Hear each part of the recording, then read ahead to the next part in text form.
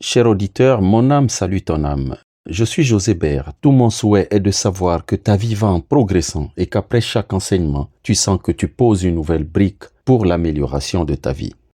J'aimerais aussi adresser mes remerciements à tous ceux qui soutiennent notre œuvre, ceux qui font des dons à notre association ou à notre chaîne YouTube. Merci à chacun de vous pour chaque acte que vous posez, comme le fait de laisser un commentaire, de répondre à un commentaire, de partager nos vidéos, de m'envoyer des intentions positives. Tous ces gestes m'encouragent et me donnent de l'énergie de toujours vous apporter du contenu pour vous aider. Aujourd'hui, nous poursuivons l'exploration des principes de métaphysique véhiculés à travers les écrits du célèbre psychiatre suisse, fondateur de la psychologie analytique et grand métaphysicien Carl Jung.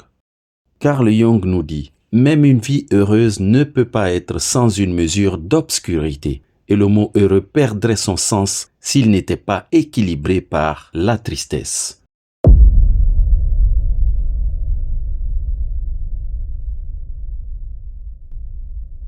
Si tu te plains des difficultés de la vie, pourquoi cela m'arrive? Pourquoi je n'arrive pas à être heureux longtemps? Pourquoi faut-il qu'il y ait quelqu'un ou quelque chose qui vienne me créer de la tristesse? Carl Jung nous dit, même une vie heureuse ne peut pas être sans une mesure de ténèbres. Le mot heureux perdrait son sens s'il n'était pas équilibré par la tristesse. Alors, quel est le moment où tu te sens le plus heureux? Si tu t'es déjà levé très tôt, tu remarqueras une chose, au petit matin, c'est un des moments où l'on se sent le plus heureux. Alors pourquoi? Parce que c'est la fin de la nuit. La fin de la nuit veut dire que nous sommes en train de quitter les ténèbres pour entrer dans une nouvelle phase qui est celle de la journée, celle de la lumière.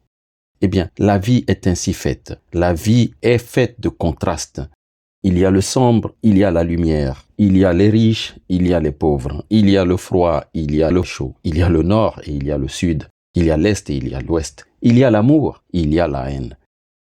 En métaphysique, quand je dis métaphysique, c'est-à-dire méta au-dessus de ce qui est physique, ces contrastes, ces opposés, se traduisent par un principe qu'on appelle le principe de la polarité.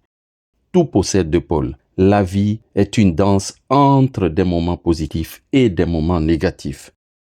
Au lieu de t'affliger, au lieu de te plaindre, apprends des moments négatifs, sachant qu'après, il y aura des moments positifs. De même, lorsque tu es dans les moments positifs, il faut savoir qu'il y aura après des moments négatifs, sachant que la vie sur terre n'est pas et ne sera pas toujours commode.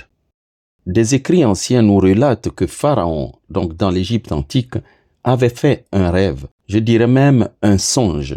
Dans ce songe, il voit 7 vaches bien belles, bien grasses, qui sortent du Nil, se promènent, et puis, quelque temps après, il y a 7 vaches maigres et laides qui viennent et dévorent les vaches grasses.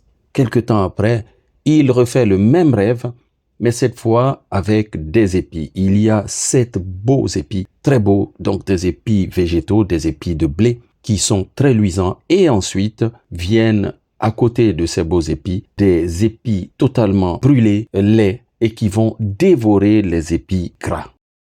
Il demande alors l'interprétation de ce rêve à un certain Joseph et qui lui explique le principe des périodes grasses suivies des périodes maigres. Donc, pendant que tu es dans les périodes grasses, il faut préparer les périodes maigres. Pendant les périodes où tout va très bien dans ta vie, il faut toujours te dire que cela ne durera qu'un temps car tout est cyclé. Tout est rythmé par le principe de polarité et que cela sera suivi par des périodes beaucoup plus difficiles. Il y a d'ailleurs une fable très connue de La Fontaine qui s'appelle La cigale et la fourmi. Dans cette fable, La Fontaine nous raconte que pendant l'été, un moment donc où il fait beau, il y a du soleil, c'est un moment propice à l'amusement et à la joie, la fourmi était en train de faire des économies, de préparer des réserves pour la période où viendrait l'hiver, une période où rien ne pousse, où il y a de la neige partout.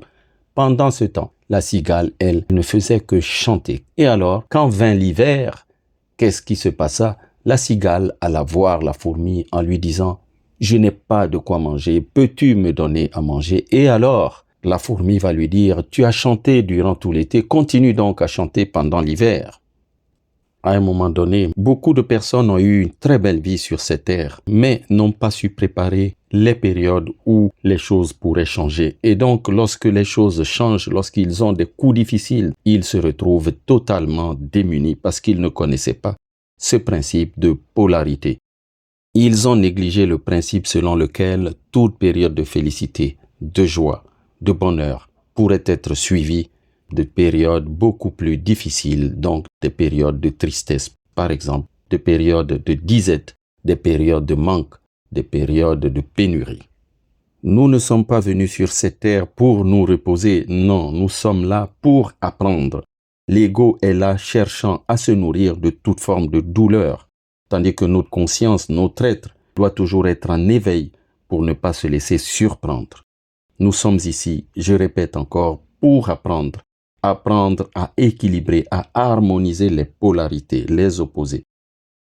Les moments négatifs nous aident et doivent nous aider à apprendre, tandis que les moments positifs nous permettent de jouir, de profiter. Lorsqu'on a compris cela, que les moments négatifs sont des moments d'apprentissage et d'effort, tandis que les moments positifs sont des moments de répit, alors on a simplement à équilibrer, à harmoniser ces deux polarités. Dans le bouddhisme, on parle du principe de l'impermanence. Rien n'est jamais permanent. Après l'hiver vient toujours le printemps, c'est-à-dire qu'après les difficultés viennent toujours les bons moments. Et d'ailleurs, le bouddhisme dit que derrière tout ce qui t'apporte le plaisir, il y a toujours le côté inverse, la face cachée, c'est-à-dire la douleur. Lorsque Carl Jung nous dit « Même une vie heureuse ne peut pas être sans une mesure d'obscurité » et le mot « heureux » perdrait son sens s'il n'était pas équilibré par la tristesse, cela fait appel à un autre principe qui est celui de vibration. Les vibrations hautes représentent l'esprit, les vibrations basses représentent la matière. La spiritualité et la matérialité sont les extrémités du même principe. La paix se trouve dans l'équilibre entre les deux. Dans l'abondance matérielle, n'oublie pas d'entretenir ta spiritualité. De même, dans ta quête de spiritualité, n'oublie pas de maintenir ton équilibre sur le plan matériel. Les deux sont tout à fait complémentaires. C'est dans l'équilibre que tu trouveras la stabilité qui apporte la paix, qui apporte le bonheur durable. Dis-nous dans les commentaires ce que tu as pensé de cet enseignement et dans tous les cas, je t'envoie un maximum de lumière et comme d'habitude, que celui qui renouvelle les mondes à chaque instant soit toujours la source inépuisable de ton inspiration. C'était ton ami José Bert sur Fédéralitude, la communauté. À très bientôt.